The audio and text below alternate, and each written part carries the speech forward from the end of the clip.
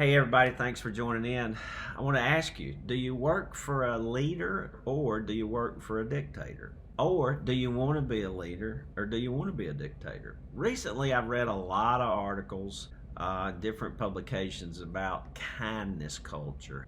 I want you to know while kindness is a good thing, there's much more to kindness than kindness. This subject really approaches the condition of a person's heart, and kindness is only a small part of it. When you squeeze a lemon, you're going to get lemon juice. And when people get squeezed by life comes at them, they get squeezed by pressure, stress, whatever is in that person is going to come out. So if you are working for a person that has narcissistic tendencies, which means they see themselves as the center of the universe, have a lot of pride.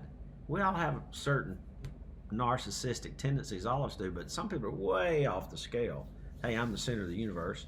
That person's, when you squeeze that person, you're going to get anger, you're going to get blame, you're going to get ridicule, you're going to get belittlement, you're going to get derided, you're going to get all kinds of toxic behaviors because what's in that person's heart's going to come out of them.